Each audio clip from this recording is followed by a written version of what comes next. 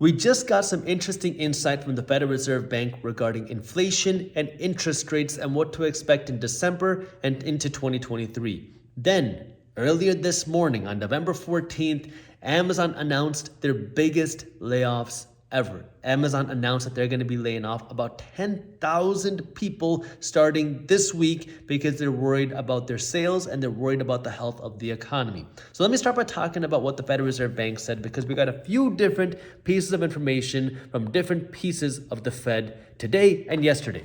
So this morning, the New York Fed put out a survey talking about their opinions on inflation into 2022. Now, to give you a little bit of a backstory, why you want to take this with a grain of salt, is because in 2020, what they were saying is that we might see a little bit of higher inflation, but by the early part of 2022, inflation should fall back down to 2%. They were kind of saying the same thing even into early part of 2021, that inflation would fall to 2% at 2022, but clearly that did not happen.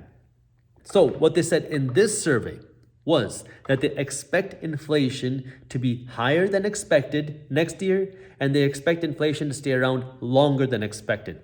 What they originally said in the last survey, which came out in September of 2022, was that they expect inflation to fall to 5.4% a year from now.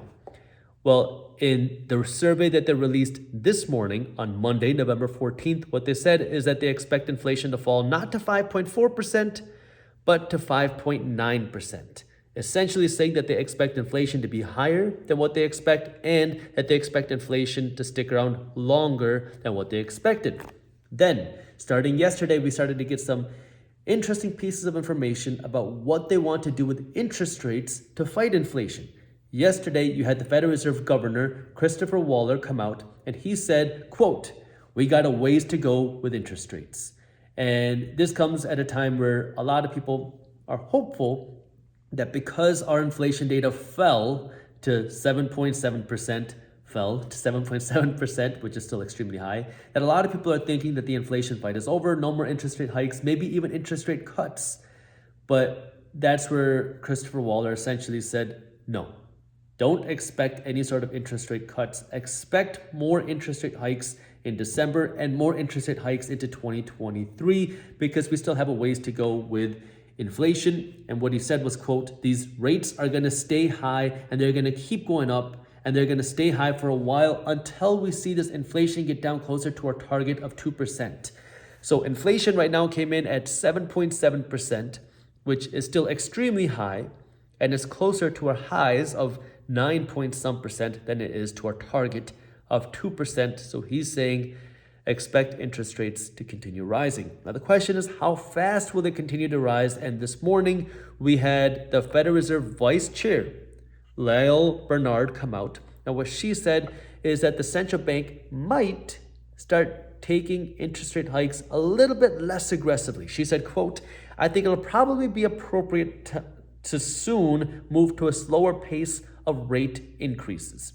Now, is that what they're actually going to do? Are they going to do 50 basis points in December or 75 basis points? Well, we'll see when they actually do it. But you can start to see how there's different opinions in the Fed, where some people are saying we got to stay aggressive. We got to stick at what we're doing at the same pace that we're doing. We don't want to start slowing down. And other people are saying we got to kind of ease our interest rate hikes because they're more worried about the economy than they are inflation. So you can start to see the differing of opinions. And this is where you want to pay attention to, well, if inflation is what they're paying attention to, and inflation is expected to be hotter for longer, then you can continue to expect raising interest rates, which will continue to affect the economy. It'll continue to affect layoffs. It'll continue to affect asset prices, and it'll continue to affect all the other different aspects of the economy.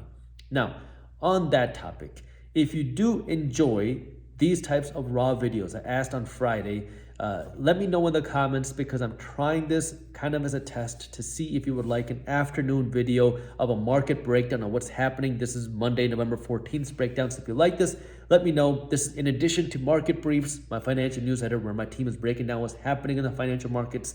into a fun, easy to read, witty email. You get a much deeper analysis on many different topics in market briefs. This is more just kind of covering some of the highlights. So if you want to join market briefs, which I highly recommend you do because you're going to get way more information than that, I'll put the link to how you can join market briefs down in the description below. And if you want to see more videos like this, just shoot me a comment or a message below where you tell me if you like these types of videos or not.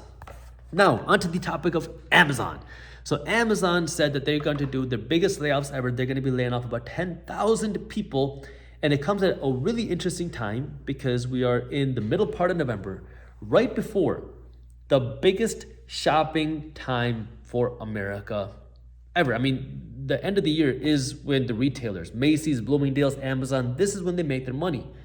But Amazon is not focused on the sales, they're focused on the cost cutting. Their new CEO, because their CEO is no longer Jeff Bezos, said that he is focused on cost cutting and preserving cash as the company is facing slowing sales and a gloomy global economy. So he is more focused on preserving the company, the cash, and protecting the company than he is on growing the company, which is a pretty big shift because when you're trying to grow the company, you're hiring people, you're investing in more growth, you're investing in more technologies.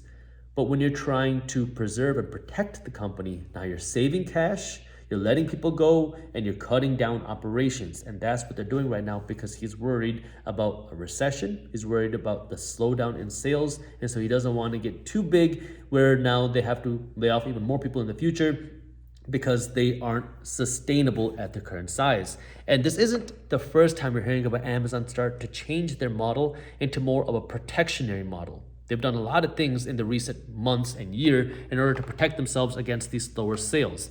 One of the things that they did is that they froze hiring for corporate roles on the retail side of their business. They also, in the recent months, they shut down their telehealth service. They discontinued the video calling business that they were starting. They closed all but one call center in the United States. They closed some of their brick and mortar stores, and they're closing or delaying some of their warehouse locations. So they're doing a lot of different things to now preserve cash, which hurts the economy because that means less people will have jobs. They're going to be investing less into growth and hiring more people. But you can start to see that shift where the CEO is worried about the health of the economy and what's coming next. And this comes at a time, interestingly, where over the weekend, Jeff Bezos gave an interview with CNN.